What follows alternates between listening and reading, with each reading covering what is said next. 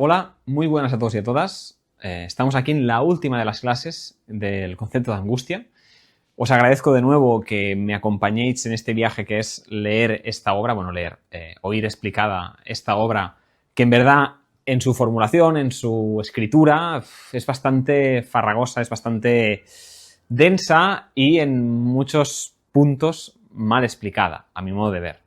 En ese momento Kierkegaard yo creo que escribiendo filosofía no era demasiado hábil y, por ejemplo, en lo que refiere al último capítulo de esta obra, que nos habla de la fe, de la conclusión de todo el libro, es decir, lo más importante del libro en verdad, la formulación que hace allí es críptica. Es críptica, atropellada, breve.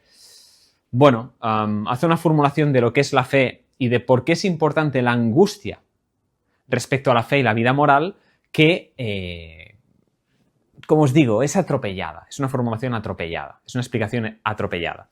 Yo voy a intentar hacer una explicación más extensa, más, espero, comprensible, más comprensible, espero, ya digo, y en parte también porque he leído otras obras de Kierkegaard, entonces no me es algo nuevo leer a Kierkegaard hablando de la fe, aunque aquí la fe la defina de golpe como aquello que anticipa lo infinito, haciendo referencia a Hegel, y luego te dice la angustia nos salva a través de la fe, y empieza a decir ahí unos saltos que son un poco extraños. Entonces vamos a parar en esta apasionante parte de la obra que es entender por qué la fe y la angustia son esenciales para la vida moral. Que aquí es lo que le importa a Kierkegaard, la vida moral. O sea, su obra al final es una oda al cristianismo y entendiendo el cristianismo como la vida únicamente moral. Bien, pues en la última clase vimos lo demoníaco, vimos esa angustia que teníamos dentro de la pecaminosidad. Miraros las clases si no os acordáis o si no las habéis visto. Así, no lo voy a resumir, voy a ir directo al grano porque si no se alargará mucho la clase. Entonces, entendiendo que ya entendéis estos términos, ya analizamos, ¿no?, lo que era la angustia ante el pecado, ante la culpa concretamente, que es aquello que genera realmente el pecado, aparte del arrepentimiento, claro. Y vimos que esta angustia ante la culpa tenía un punto, en verdad, de educativo. En el sentido de que el grado de conciencia que teníamos en la angustia ante la posibilidad de pecar, la angustia de la culpabilidad, esa angustia tenía un punto educativo porque ello nos llevaba a que nos aparecieran nuestras inclinaciones, nuestros deseos, nuestra persona, nuestra individualidad, en muchos matices que sacábamos ante nosotros, ¿no?, a análisis, a duda, a consideración. No lo pasábamos como una cosa, pues como sin más, sino como una cosa relevante para la vida. De esta forma, la culpabilidad y la angustia ante la culpa nos mostraba nuestro propio ser, ¿no?, en tanto que problemático, en gran parte, ¿no?, porque somos pecaminosos. El deseo sensible se presenta como pecaminosidad. Y ello nos obligaba al autoconocimiento, sobre todo cuando éramos honestos con nosotros mismos, cuando queríamos la transparencia y queríamos, dijimos, practicar la verdad, que eso es como define Kierkegaard la libertad. Y en ello vimos que esa angustia podía ser ante el mal, ante el pecado como mal, y eso, bueno, se comprende rápidamente. Simplemente veíamos pecar como algo injustificable, pero nosotros en la posibilidad de pecar, ¿no?, teníamos que renunciar al pecado. Y la posibilidad del pecado nos angustiaba porque era posible en tanto que nosotros en algún sentido éramos capaces de hacerlo. Y lo veíamos injustificable, pero potencialmente lo podíamos hacer. Por tanto, había una renuncia y por tanto había una posibilidad. Y de ahí la angustia. Pero también vimos la angustia ante el bien. Que nos produjera rechazo pensar en realizar el bien, porque el bien, como dijimos, para realizarse necesitaba de nuestra humillación, necesitaba de que nosotros renunciáramos a muchas de las cosas que teníamos en el sentido terrenal de placeres, ¿no?, de deseos, de egoísmos. Todo ese egoísmo tenía que ser extirpado, ¿no?, y nosotros teníamos que ser capaces de vernos como como una mierda casi, ¿no? Como una mierda, como humillados, ¿no? La humildad es un poco eso, para poder mejorar como personas. Si yo me equivoco y no reconozco mis errores, no podré mejorar como persona moral, evidentemente. Entonces, nos quedamos allí, vimos, ved la clase, si no la habéis visto, porque es realmente interesante, lo demoníaco, analizado por Kierkegaard, pero lo que vamos a ver hoy es lo que Kierkegaard entiende como salvación, al menos en esta obra. Y la salvación la podemos entender, evidentemente no como lo demoníaco, sino justamente la salvación nos saca de lo demoníaco de forma radical. Y no solo de lo demoníaco, sino que también nos saca de todos los grados de angustia menores, de menor conciencia, que habíamos visto antes de ver la angustia ante la culpa. Y entendiendo el pecado en esta angustia como algo inaceptable, por tanto, la angustia ante el mal. Entonces, la salvación, para llegar a ella, la entiende Kierkegaard que es, de alguna forma, la vida moral, ¿no? Es realmente querer la vida moral. Y para ello hay que vivir en la angustia y en la fe. Por lo tanto, en la última clase yo os dije, veremos la fe como la superación de la angustia. No exactamente, o sea, no es exactamente la superación, sino es la superación de la angustia que no es realmente educativa para una vida moral. Vamos a dejarlo así. Pero la angustia, en tanto que nace de la libertad, y nosotros somos esencialmente libres, es inextirpable. Si quieres, realmente, Kierkegaard no lo dice porque cree en la vida más allá de la muerte, pero os lo digo yo, si quieres realmente ahorrarte angustias en la vida, pues ya sabes, o sea, abandona la vida, ¿no? Kierkegaard no dice eso, precisamente porque no quiere renunciar a la vida después de la muerte y a la inmortalidad del alma y esas cosas tan cristianas, ¿no? Pero realmente toda vida libre, toda vida de ser humano implicará una angustia. Ahora bien, la cuestión es que esta angustia nos lleve a esa salvación de la vida moral a través de la fe. Entonces, para ello, tenemos que, y lo he puesto aquí, aprender a angustiarnos. Tenemos que aprender a angustiarnos. ¿Qué quiere decir aprender a angustiarnos? Lo primero que quiere decir y que implica aprender a angustiarse es aprender a angustiarse por lo que realmente la libertad entendida de forma pura, vamos a dejarlo así, pura o entendida de forma esencial, genera. Lo que realmente genera en su esencia, ¿vale? Entonces aquí tenemos que poner, ¿no? Aprender a angustiarse realmente por lo que, no aprender, lo que la libertad realmente genera. ¿Y qué es lo que realmente genera la libertad? Bueno, si me habéis seguido hasta aquí en las clases, yo creo que ya lo sabréis. Esto es la culpabilidad. Esto es la verdadera angustia propia de una libertad que se ha hecho consciente de sí misma. La culpabilidad. Yo soy libre, ¿no? Esto es, bueno, es filosofía bastante del idealismo alemán. Y yo soy libre en la medida en que hay una ley moral que me no determina en el sentido físico, sino que me permite ser consciente de que existen deberes morales y de que existe tarea moral. Sin ello, yo sería simplemente un animal que sigue instintos, sigue impulsos sensibles y ya está. Entonces no habría esta vertiente moral que al final no viene a ser otra cosa que lo infinito que tenemos dentro nuestro, lo divino que tenemos dentro nuestro, la ley moral, el alma, ¿no? También en términos cristianos. De hecho, podemos poner aquí que aprender a angustiarse implica aprender, ¿no? Aprender del bien o de lo infinito que tenemos dentro de nosotros, ¿no? Vamos a ponerlo así, aprender del bien, podemos poner inteligible si queréis. Él no usa este término. Inteligible. De lo infinito interno,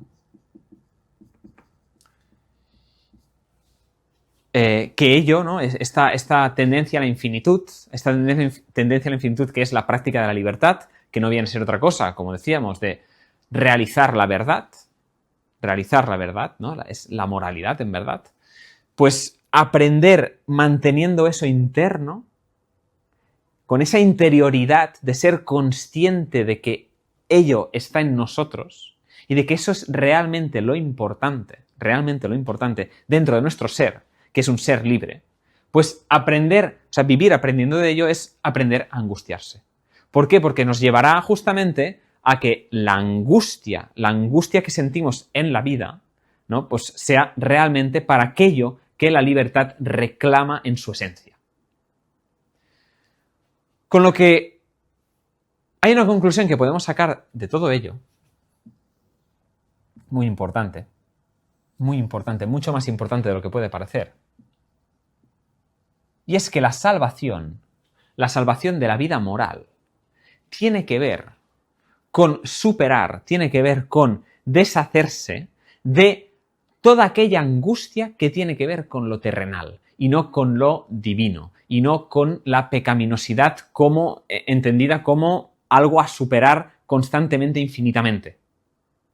O sea, ahora lo explico mejor, porque si no queda muy abstracto, pero lo apunto aquí, ¿no? Aprender a angustiarse, al final,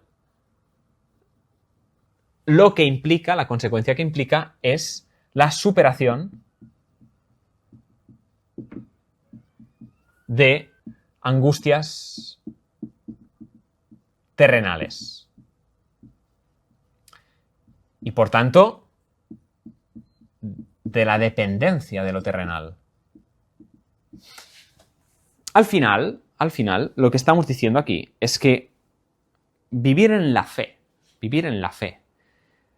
que aunque no la defina de una forma realmente rigurosa o extensa o muy práctica en esta obra, al final, vivir en la fe tiene que ver con vivir unificado en este infinito que tenemos y en nuestro cuerpo, el cuerpo que tiene que realizar, el cuerpo finito que tiene que realizar lo infinito. Por tanto, vivir coherentemente en la práctica concreta de la infinitud, en la práctica concreta del deber moral, en la práctica concreta del amor que es Dios. Recomiendo para este tema las obras del amor de Kierkegaard, por favor, obra preciosa, recomendación, vamos, o sea, para toda librería que se precie con intención moral, es decir, con intención seria. Como decía, ¿no? La fe, que es esta vida unificada con nuestra terrenalidad, con nuestra finitud y lo infinito y lo divino, ello, ¿no? Nos lleva a que todo lo terrenal, toda la angustia por lo terrenal, porque moriré, porque otra persona morirá, porque tengo miedo a que me echen del trabajo, porque tengo miedo a que me diagnostiquen una enfermedad, porque tengo miedo al dolor, porque tengo miedo a... Todos estos miedos, todas estas posibilidades de la vida terrenal, de la suerte, ¿no? De las circunstancias, devienen como irrelevantes, indiferentes, pero no indiferentes como los estoicos en los que todo es indiferente, sino indiferentes porque hay una cosa que es más importante que todas, que es el bien, que yo, como sujeto moral, como ser libre, tengo que realizar. No hay nada en el mundo que es el mundo de la vida, que es el mundo de Dios, que es el mundo de los seres racionales, en términos kantianos, no hay nada más importante en este mundo que la moralidad. No hay nada más importante que nuestra intencionalidad en la acción y que nuestra bondad. Es decir, no hay nada más importante que el bien. Yo tengo que actuar por el bien. Y ese querer actuar por el bien me unifica. Hay unos discursos edificantes de Kierkegaard que hablan de eso, de querer una sola cosa, que es querer el bien. Y ese querer el bien me unifica como ser. Pues eso, ese querer el bien, que es en verdad vivir en la fe, me unifica, haciendo de la angustia un mecanismo realmente de autoconocimiento y de ayuda para la educación moral, que es la educación realmente importante, a ser libres. ¿Por qué? Porque la angustia me muestra de lo que soy capaz, me muestra las posibilidades de pecado que yo tengo. Y ello, cuidado, me permite ser mejor persona.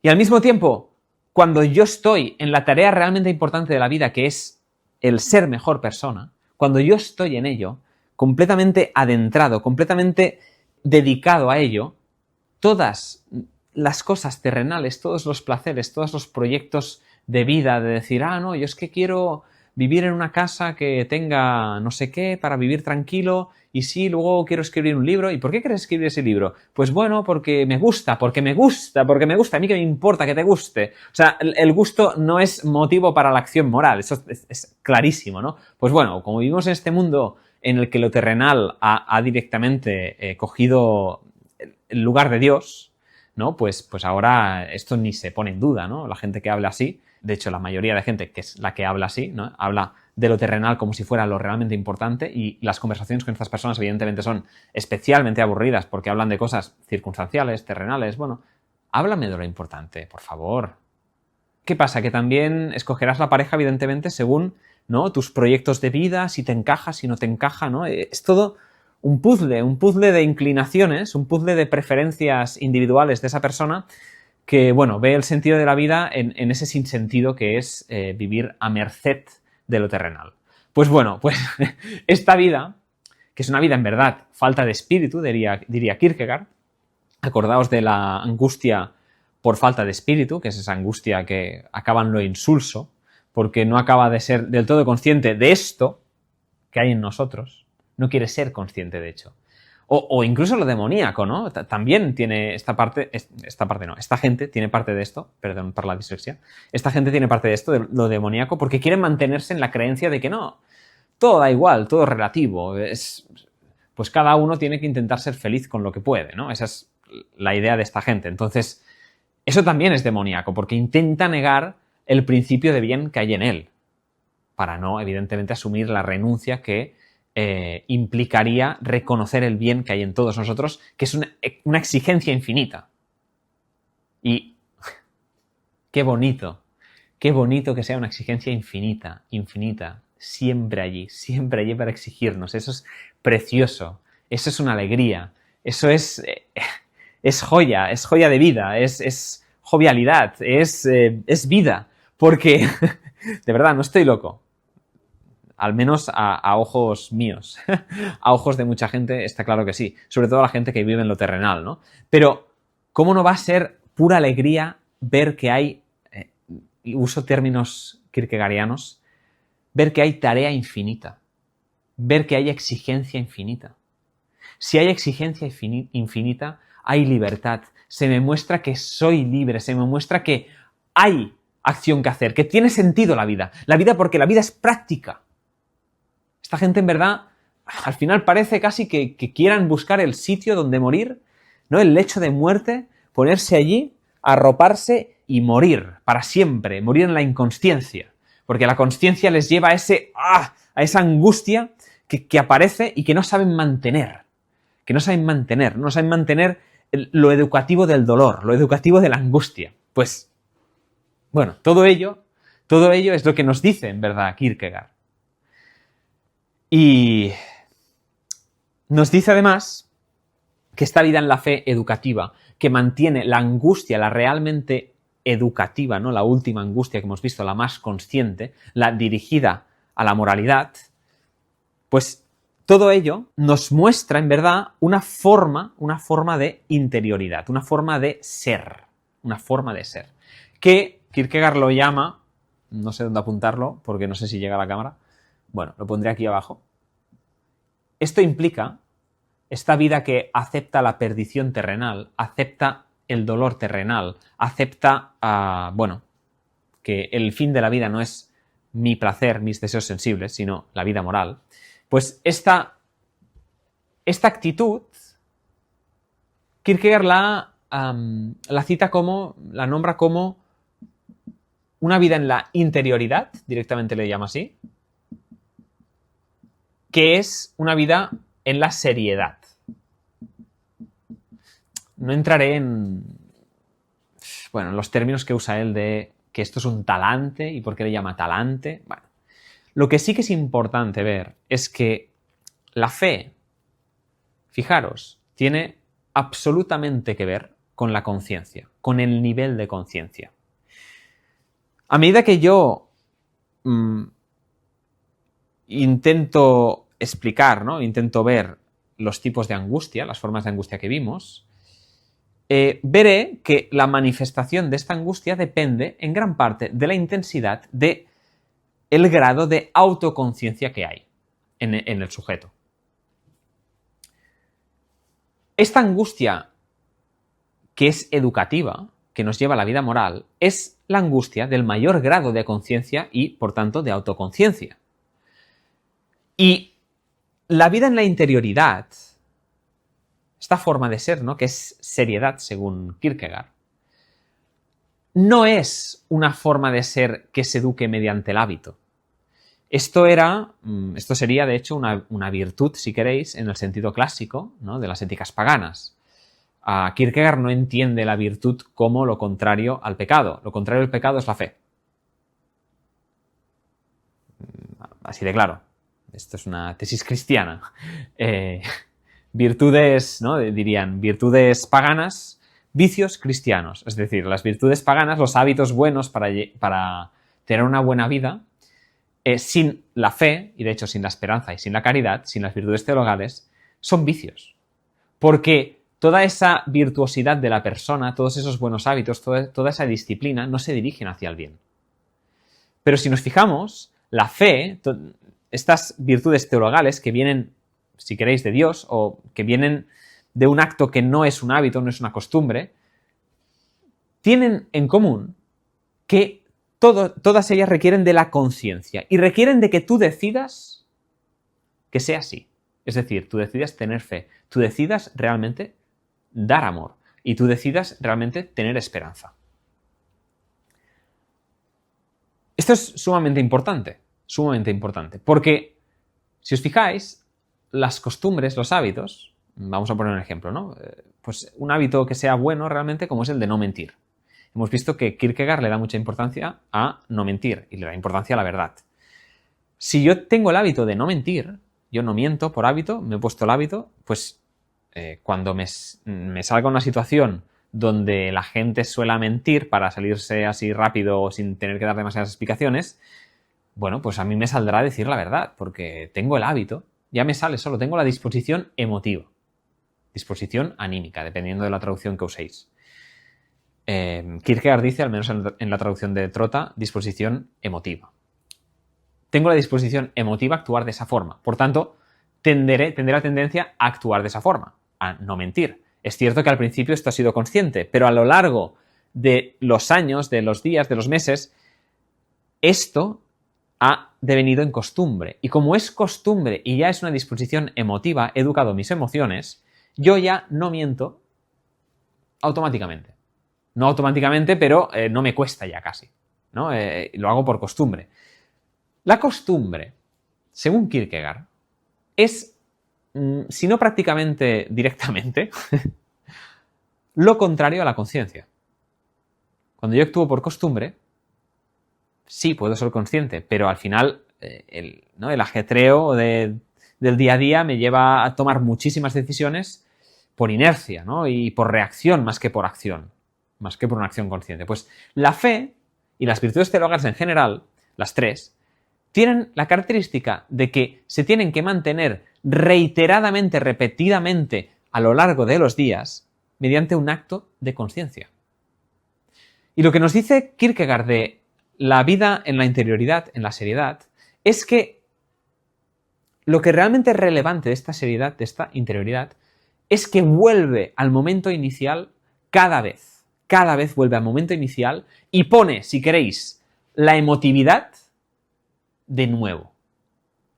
No por la costumbre, no por todo lo que ha arrastrado, no por el seguido de actos a los que se ha acostumbrado, sino porque vuelve por la convicción, con la fe, con la consciencia, con la intención de decir, quiero ser transparente a mí mismo, quiero autoconocerme, quiero ser un ser moral en cada uno de los momentos de mi vida, pues por ello vuelve a repetir, y eso es la repetición, hay un libro sobre esto, de Kierkegaard, vuelvo a repetir el acto, ¿no?, de querer el bien.